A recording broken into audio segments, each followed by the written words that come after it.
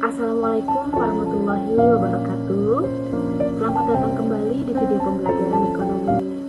Kali ini saya mau bahas tentang bab 1 konsep dasar ilmu ekonomi. Jadi lebih tepatnya di video ini adalah ringkasan dari bab 1 konsep dasar ilmu ekonomi. Di antaranya yang akan dibahas yaitu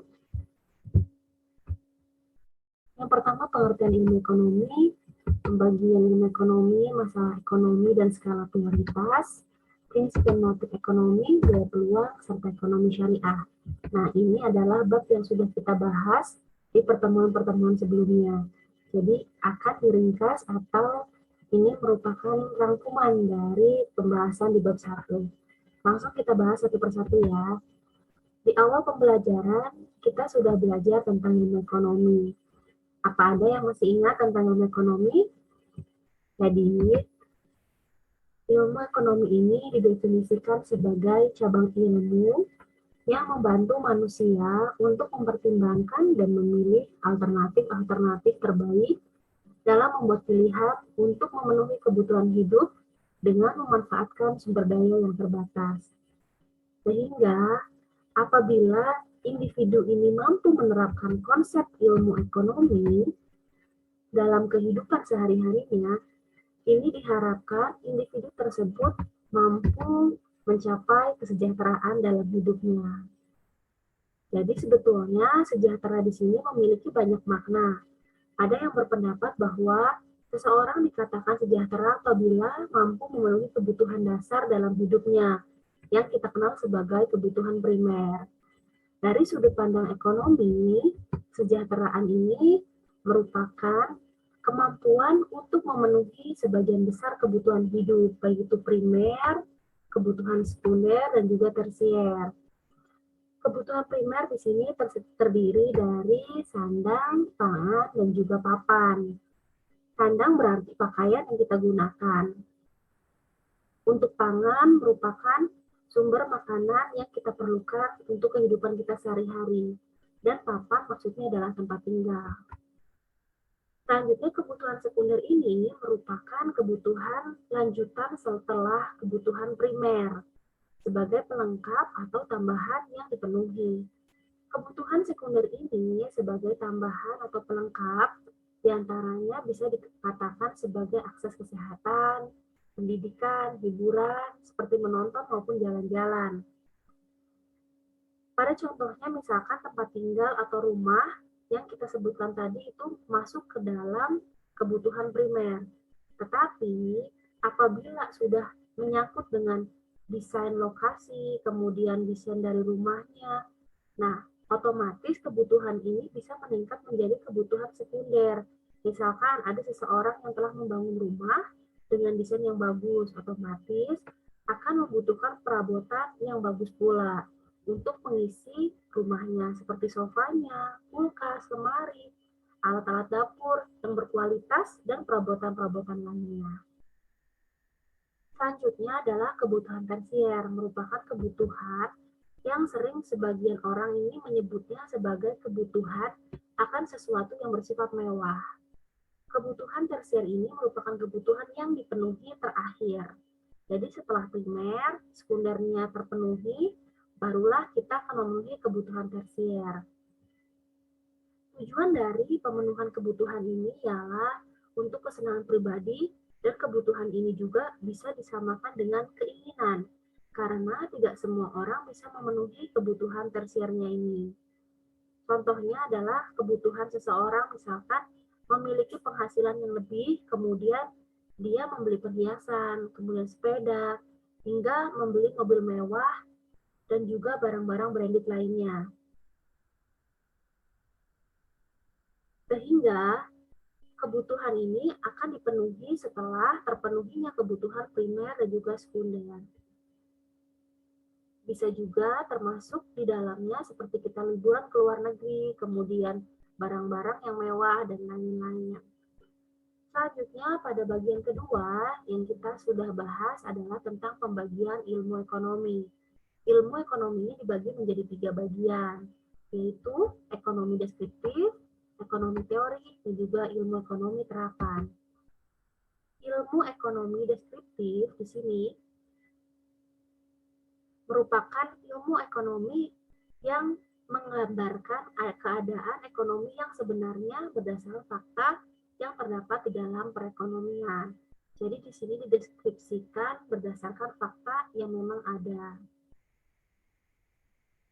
Yang kedua adalah ekonomi teori, yaitu ilmu ekonomi yang berusaha menjelaskan dan merumuskan pengertian, menjelaskan hubungan sebab akibat, dan menjelaskan cara kerja sistem perekonomian dalam kehidupan masyarakat. Dalam cabang ilmu ekonomi teori ini dibagi menjadi dua, yaitu ekonomi mikro dan juga ekonomi makro.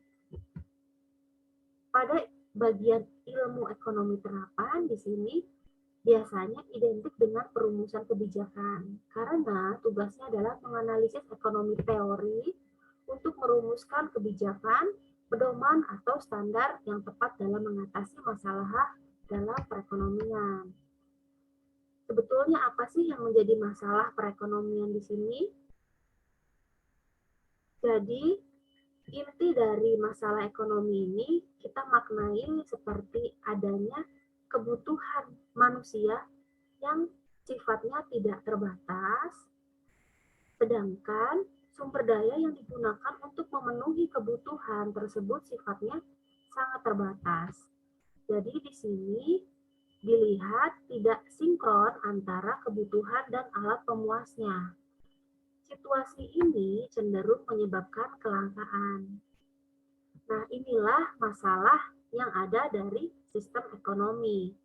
Jadi, kita bayangkan saja apabila memiliki kebutuhan contohnya alat tulis. Ketika kebutuhan alat tulis ini sudah terpenuhi, pasti akan muncul kebutuhan lainnya. Misalkan kuota internet untuk pembelajaran daring. Setelah itu, misalkan pulsa atau handphone yang lebih canggih untuk menunjang pembelajaran. Nah, kebutuhan ini akan selalu ada terus-menerus. Sedangkan sumber daya untuk memenuhi kebutuhan tersebut sifatnya terbatas. Sehingga ini akan menimbulkan adanya kelangkaan. Kita juga sering sulit sekali membedakan antara kebutuhan dan juga keinginan. Mana yang sebenarnya kebutuhan mendesak dengan yang keinginan hanya sesaat. Jadi kita harus bisa membedakan antara keduanya. Di mana kebutuhan ini merupakan semua bentuk barang dan jasa yang kita butuhkan dalam menjalani aktivitas sehari-hari. Yang betul-betul kita butuhkan. Sedangkan untuk keinginan, ini merupakan segala kebutuhan berlebih. Ini identik dengan berlebih-lebihan atau bukan kebutuhan yang mendasar terhadap sesuatu yang dianggap kurang. Padahal pada dasarnya ini keinginan tidak bersifat mengikat dan kita tidak punya keharusan untuk segera memenuhinya. Nah, ini adalah keinginan, berbeda halnya dengan kebutuhan tadi yang biasanya sifatnya mendesak untuk segera dipenuhi. Ketika kita sudah mampu membedakan antara keduanya, antara kebutuhan dengan keinginan, selanjutnya kita juga harus memahami tentang konsep skala prioritas. Yaitu, kita harus bisa memilih antara kebutuhan atau keinginan. Mana yang harus didahulukan? Apabila sudah diidentifikasikan bahwa itu merupakan suatu kebutuhan, tentu saja harus dipenuhi terlebih dahulu, yaitu kebutuhan yang sangat penting dan sifatnya mendesak. Sedangkan untuk keinginan tentu dapat kita tangguhkan karena sifatnya tidak terlalu penting dan tidak mendesak. Tetapi yang perlu digarisbawahi di sini, apabila setelah kebutuhan terpenuhi dan ternyata kita masih memiliki kemampuan sumber daya, maka tentu saja kita diperbolehkan untuk memenuhi keinginan tersebut. Makanya tadi disebutkan ada kebutuhan primer, sekunder, dan tersier. Itu tergantung dari pribadi masing-masing dalam memenuhi kebutuhannya dengan sumber daya yang dimiliki. Dalam menjalankan tindakan ekonomi ini untuk memenuhi kebutuhan, ini dipengaruhi oleh motif atau dorongan yang kita sebut sebagai motif ekonomi, yaitu dorongan untuk melakukan tindakan dengan pertimbangan hasil mana yang lebih baik dalam setiap tindakan yang akan dilakukan. Selain itu juga ada motif non-ekonomi. Ini bertentangan dengan motif ekonomi. Biasanya, tindakan ekonomi ini dilakukan apabila bukan berasal dari motif ekonomi, maka biasanya ini adalah dorongan seseorang untuk melakukan tindakan yang tujuannya itu bukan untuk memenuhi kebutuhan. Sehingga dalam tindakan ekonomi harus didasarkan pada prinsip ekonomi. Prinsip ekonomi merupakan sebuah usaha untuk dapat memperoleh hasil yang sebesar-besarnya dengan pengeluaran tertentu atau pengeluaran sekecil-kecilnya untuk memperoleh hasil tertentu. Adapun prinsip-prinsipnya, sebelum kita pahami bersama bahwasannya di sini karena kita dihadapkan oleh suatu pilihan dan kita hanya harus memilih pilihan yang tepat, oleh karena itu harus didasarkan atas prinsip tersebut. Apabila tindakan kita didasarkan pada prinsip ekonomi, tentu ini akan lebih terarah dan juga akan bisa dipedomani untuk memperoleh hasil yang lebih maksimal. Ciri-ciri dari prinsip ekonomi yang bisa menjadi pedoman untuk kita dalam melakukan tindakan ekonomi diantaranya yaitu mengutamakan kebutuhan yang sifatnya lebih penting dan mendesak. Kemudian yang kedua, bersikap hemat dan tidak boros. Melakukan tindakan ekonomi dengan pertimbangan, yaitu manakah keuntungan yang bisa diperoleh lebih besar dari tindakan yang akan kita ambil, dan juga mempertimbangkan keuntungan dan kerugian yang akan kita dapatkan ketika melakukan tindakan ekonomi. Selanjutnya, karena kita dihadapkan oleh suatu pilihan, dan kita hanya akan memilih alternatif terbaik saja, tentu kita akan kehilangan kesempatan untuk memperoleh hal lainnya yang kita sebut sebagai biaya peluang atau opportunity cost, yaitu biaya yang muncul karena memilih satu pilihan dan meninggalkan pilihan yang lain. Pada biaya peluang ini ada dua cara yang dapat kita gunakan untuk menghitungnya. Yang pertama, bila ada dua pilihan, biaya peluang dihitung dari nilai peluang yang dikorbankan atau yang tidak kita pilih. Yang kedua, apabila ada lebih dari dua pilihan, bisa 3, 4, dan seterusnya, maka biaya peluang dihitung dari nilai peluang terbaik yang dikorbankan atau yang tidak dipilih. Untuk lebih jelasnya, kita perhatikan contoh soal yang pertama. Ini merupakan cara satu yang dapat kita gunakan tadi, yaitu dihadapkan oleh dua pilihan. Contohnya adalah setelah tamat sekolah, Rahmat mempunyai dua pilihan, melanjutkan studi ke perguruan tinggi dengan biaya 1 juta rupiah per bulan, atau memilih bekerja di perkebunan kelapa sawit dengan upah 100.000 per hari. Dan Rahmat memilih untuk melanjutkan studi ke perguruan tinggi. Maka besar biaya peluang yang Rahmat korbankan adalah, nah untuk menjawab soal ini, mari kita perhatikan terlebih dahulu dalam soal terdapat dua pilihan. Yang pertama, melanjutkan studi ke perguruan tinggi dengan biayanya 1 juta rupiah per bulan. Dan yang pilihan kedua, bekerja di perusahaan kelapa sawit dengan upah 100.000 per hari. Dan Rahmat memilih untuk melanjutkan studi ke perguruan tinggi dengan biaya 1 juta rupiah per bulan. Karena kita ingat tadi, biaya peluang adalah nilai atau kesempatan yang tidak dipilih karena memilih pilihan lain. Jadi di sini biaya peluangnya adalah 100.000.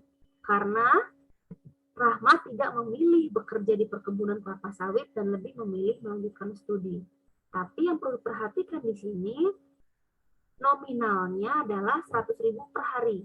Sedangkan untuk pilihan yang ia ambil atau Rahmat pilih itu adalah 1 juta per bulan. Jadi di sini kita samakan dulu. Sehingga 100.000 dikali 30 karena dalam 1 bulan biasanya rata-rata ada 30 hari. Diperoleh hasil 3 juta. Sehingga jawaban untuk soal ini adalah 3 juta rupiah per bulan, yaitu jawabannya yang D. Selanjutnya untuk contoh soal yang kedua, yaitu dengan cara yang kedua tadi. Kita baca bersama di sini. Putri adalah lulusan SMA, sedang mencari pekerjaan di beberapa tempat. Pertama, di perusahaan rental mobil sebagai kasir dengan penghasilan 2 juta rupiah sebulan. Kedua, di perusahaan sabun kecantikan sebagai karyawan tetap dengan penghasilan 2.500.000 rupiah sebulan. Dan ketiga, di perusahaan garment sebagai sales dengan penghasilan 2.200.000 sebulan. Akhirnya Putri memutuskan untuk bekerja di perusahaan sabun kecantikan sebagai karyawan tetap. Maka besarnya biaya peluang yang dikorbankan Putri adalah, nah ini jawabannya, kita pilih A, B, C, D, atau E. Dalam pembahasan kita klasifikasikan terlebih dahulu. Di sini Putri mempunyai 3 pilihan pekerjaan. Yang pertama, bekerja di perusahaan rental mobil sebagai kasir, penghasilannya 2 juta rupiah. Kemudian bekerja di perusahaan sabun kecantikan sebagai karyawan tetap dengan penghasilan 2.500.000 rupiah. Dan bekerja di perusahaan garment sebagai sales dengan penghasilan 2.200.000 rupiah. Akhirnya Putri memilih untuk bekerja di perusahaan sabun kecantikan sebagai karyawan tetap senilai 2.500.000 rupiah per bulan. Nah, dari dua pilihan, kita lihat pilihan 1 dan 3 berarti tidak dipilih oleh Putri. Dari dua pilihan yang dikorbankan oleh Putri ini, kita cari mana yang nilainya lebih besar dibandingkan pilihan yang lainnya yang tidak dipilih. Nah, ini cara yang kedua yang tadi kita bahas. Apabila lebih dari 3 pilihan, maksudnya lebih dari 2 pilihan, atau 3, 4, atau dan sebagainya, maka yang diambil biaya peluangnya adalah yang nilainya lebih tinggi. Sehingga bila kita lihat, yaitu yang lebih tinggi adalah bekerja di perusahaan garment sebagai sales. Penghasilannya 2.200.000. Dari sini bisa kita simpulkan jawabannya adalah 2.200.000, yaitu yang C. Nah, ini adalah contoh perhitungan dari biaya peluang. Kemudian bagian terakhir yang kita bahas dari bab 1 ini adalah ekonomi syariah. Yaitu merupakan cabang ilmu ekonomi yang berlandaskan pada nilai-nilai Islam, yaitu seperti Al-Quran, Sunnah, Ijma, dan Qiyas. Tujuannya pun untuk tercapainya kebahagiaan yang hakiki, baik dari segi material maupun spiritual, atau yang disebut sebagai kesejahteraan di dunia dan di akhirat, yang kita sebut sebagai falah. Nah, adapun prinsip-prinsip dari ekonomi syariah diantaranya prinsip tauhid, yaitu segala yang ada di alam semesta ini dibentuk dan diciptakan oleh Allah Subhanahu wa Ta'ala dengan sengaja dan dengan tugasnya masing-masing. Kemudian prinsip yang kedua adalah khalifah, artinya adanya persaudaraan universal. Dengan sumber daya adalah sebagai amanah, sehingga gaya hidup yang dikedepankan adalah gaya hidup yang sederhana dan diberikan kebebasan untuk manusia dalam memanfaatkan hartanya. Sedangkan prinsip yang ketiga adalah prinsip keadilan. Ini pemenuhan kebutuhan pokok manusia tentu saja harus adil dan sama rata. Sumber pendapatan pun diwajibkan dengan sumber pendapatan yang halal dan thayyib. Distribusi pendapatan dan kekayaan yang merata, sehingga dapat memberikan pertumbuhan ekonomi yang stabil untuk seluruh masyarakat. Karena di sini ada prinsip universal. Demikian ringkasan pada bab 1 untuk konsep dasar ilmu ekonomi. Mudah-mudahan dapat kita pahami dan tentu saja dapat diterapkan dalam kehidupan kita sehari-hari. Terima kasih.